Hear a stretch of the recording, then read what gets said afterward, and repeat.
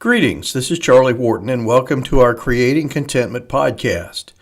Our goal with this effort is to try to get a head start on making the most of our opportunities. We hope to help you get your week started off on the right foot, and we hope to lay some groundwork for developing the contentment that can lead to an abundant life.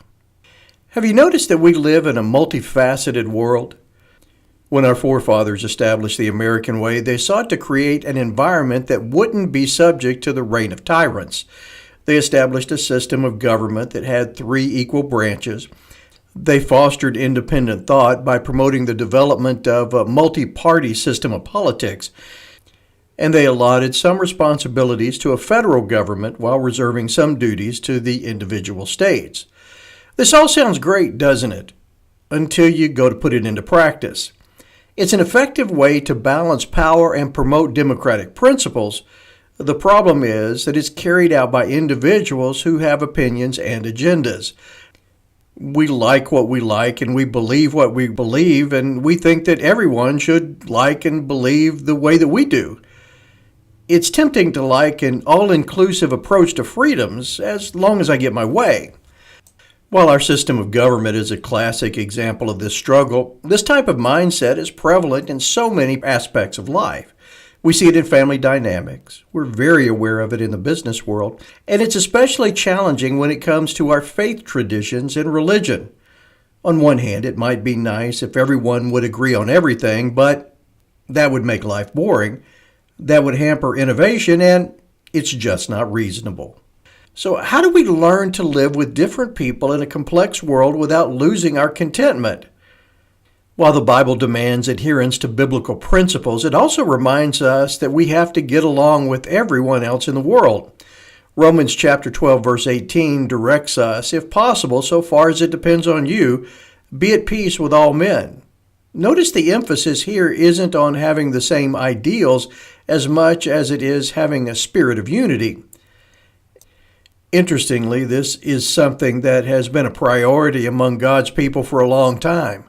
The wise man Solomon observed in Proverbs 6:16 through 19, there are 6 things which the Lord hates, yes, 7 which are an abomination to him, haughty eyes, a lying tongue, and hands that shed innocent blood, a heart that devises wicked plans, feet that run rapidly to evil, a false witness who utters lies, and one who spreads strife among brothers.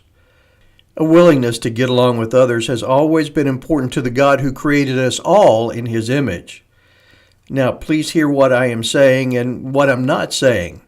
First of all, I'm not saying that unity is more important than truth. We shouldn't give up on godly principles just so that we can live in a quiet, peaceful world, nor should we compromise our beliefs just to get along. However, what I am saying is that, especially when it comes to matters of opinion, we need to seek a unified peace. Even the most compatible people will never agree on everything, nor should we. But when we're willing to put our relationships ahead of our will to win, some special things can happen. In essence, we may not all agree, but that doesn't give us the right to be disagreeable. So how can we get along? Well, let's take a look at a few suggestions. The first one is that we need to treat people as individuals, not partisan minions. Labels make life simpler, but it's just not a very effective way to live life.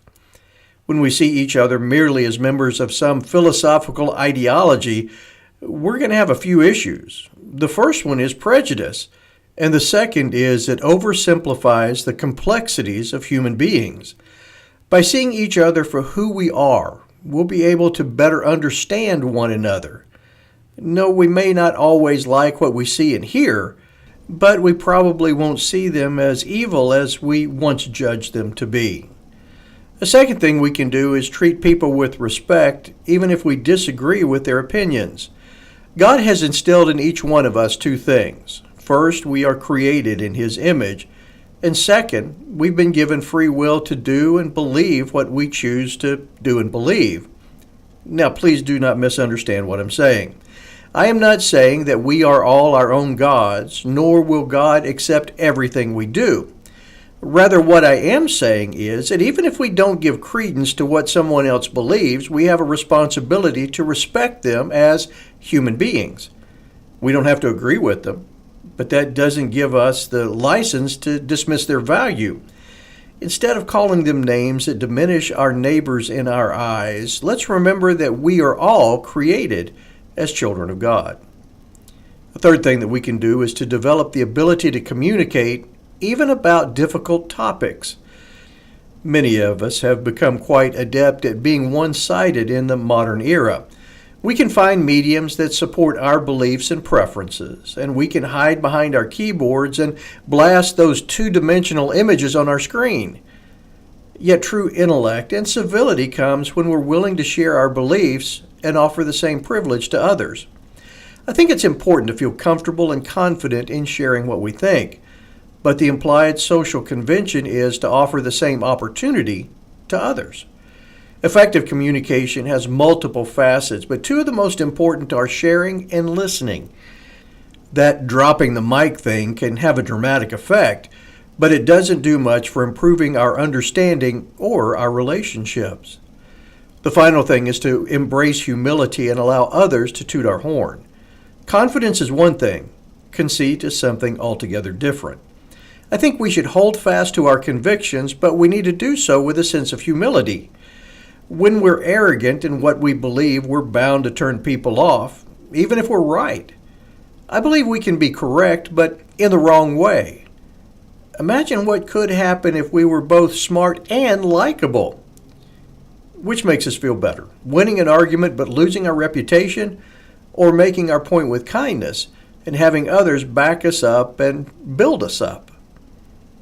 Let's think about what we talk about. Imagine how much better we could all be when we work together to build on each other's ideas. A contented life isn't found in winning all the victories. A contented life comes when we work together to help all of us become better. We wish you the best as you navigate your week, and we hope that you'll join us next week for another chance to discuss ways we can create contentment.